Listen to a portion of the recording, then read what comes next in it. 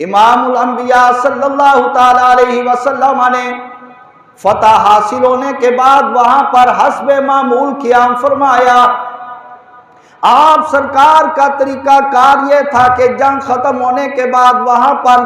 3 دن تک قیام فرمایا کرتے تھے، کہیں کوئی یہ نہ بات کے اندر کہنے پائے آئے تھے جنگ کرنے کے بعد فوراً یہاں سے چلے گئے، اگر رکتے تو ہم اپنے مقتولوں کا بدلہ لینے کے لیے دوبارہ ان سے جنگ چھیڑ کے ان کو سبق سکھا دیتے تاکہ کسی کو جناب والا بات کرنے کا موقع نہ مل سکے۔ آپ سرکار نے وہاں پر قیام فرمایا اور قیام آپ سرکار نے فرمایا، آپ نے نماز شروع فرمائی اور نماز کے دوران جبریل امین آپ سے اجازت لیے بغیر واپس چلے گئے، جنگی لباس زیب تن تھا، واپس چلے گئے، آسمانوں پر گئے، آسمانوں کا دروازہ نہیں کھولا گیا۔ رب کائنات نے پوچھ لیا اے جبریل بتا کہاں سے آیا؟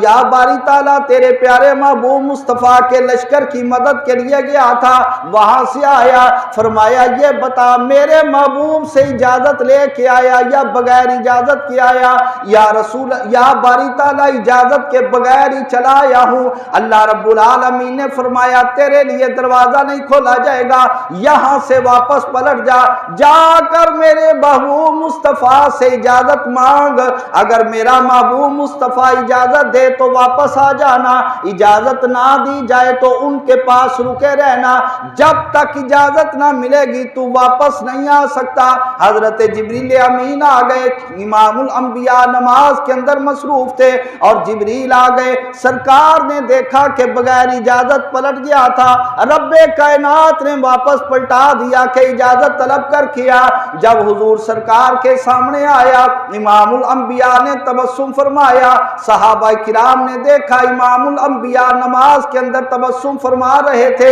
بعد کے اندر سوال کیا گیا یا رسول اللہ آپ کو نماز کے اندر تبسم فرماتے ہوئے دیکھا گیا، اس کی وجہ کیا تھی؟ میرے آقا نے فرمایا جبریل مجھ سے اجازت لیے بغیر واپس چلا گیا تھا، رب کائنات نے آسمانوں میں داخلے کی اجازت نہیں دی، جا جب تک میرا محبوب مصطفیٰ تجھ کو اجازت نہ دے تو آسمانوں کے اوپر نہیں آ سکے گا۔ اللہ اکبر۔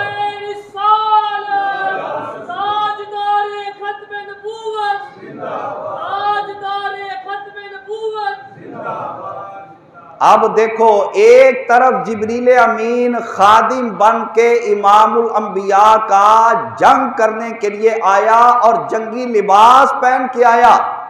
تلواریں لے کر فرشتے آئے، کوئی نہیں ثابت کر سکتا کہ میدان بدر کے اندر کوئی فرشتہ تسبیح لے کے آیا ہو، کوئی فرشتہ جناب والا ویسے آ گیا ہو کہ چلو ایک کونے کے اندر بیٹھ کے اللہ اللہ اللہ اللہ اللہ اللہ کرتے رہیں گے، نہ اللہ اللہ تب کرنا بنتا ہے جب اللہ اللہ کرنے کا موقع ہوتا ہے، اور جب تلوار اٹھانے کا وقت آ جائے